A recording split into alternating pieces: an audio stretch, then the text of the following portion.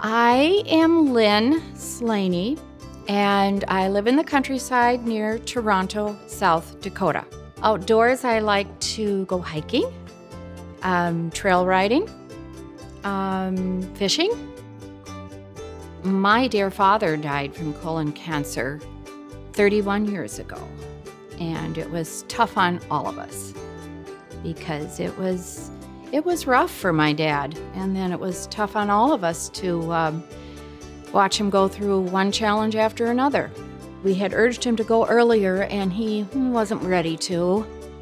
And then when he did go, it was full-blown colon cancer. And then he had to have chemotherapy that just wreaked havoc on his system to kill the cancer, and he had to have radiation, and he had to have another resectioning, and till finally he just couldn't take anymore, and he died at 59. Preparation involves eating certain foods before, maybe 3 days before, that are very low in fiber, and then the day before your procedure, you need to take something that cleans you out. So it's about 18 hours of having to be very close to a bathroom, and it's a nuisance, but one can deal with that. I would much rather have to deal with the preparation and the colonoscopy than the challenges of dealing with colon cancer. I'd ask about the anesthesia because I sometimes don't feel so terrific after the anesthesia wears off, nauseous and a headache. And this time around, I was told by the anesthesiologist that there was a new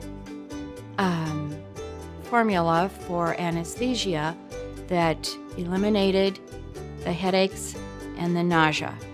And they used that on me, and it worked beautifully.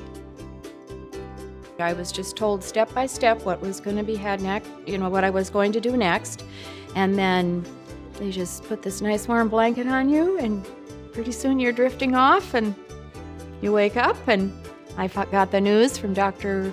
Wee that you're fine, Lynn, everything went well, everything's clean, which I was so thankful for, and you need to come back in 5 years.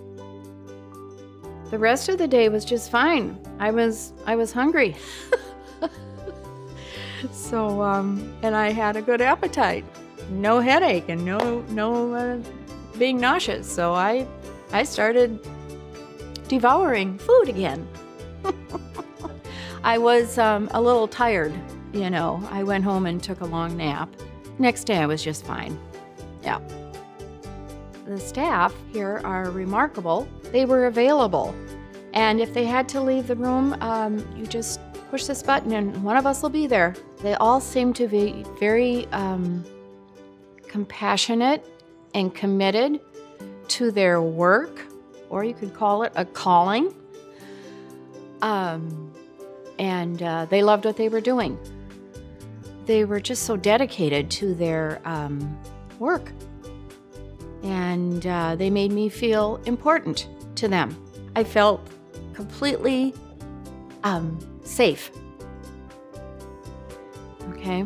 And that I was being well taken care of. And there is a level of confident caring that goes what I noticed here. It's not, well, we'll see what we can do. It's, we will get this taken care of. We're going to take a look at our options, and there's confident caring going on here. And I think the staff supports each other. I think that's quite evident. Not only their patients, they support each other. Not to worry about it. The procedure itself is painless. I mean, you go to sleep, and I appreciated that warm blanket they put on me, and then I was out. when the prep and the colonoscopy itself are over with, I just realized I'd much rather deal with that, and again in another 5 years, than have to deal with the challenges of battling colon cancer, because it's a challenge. And the colonoscopy can detect early stages, and then now there's so many cures for it. It's more treatable than it was when my dad was going through all that. So I would urge anybody who's questioning, oh, should I go, should I not go, please go. Are you one of Brookings Health System's grateful patients who would like to give back to us? Learn more about how you can give back at brookingshealth.org/mythanks.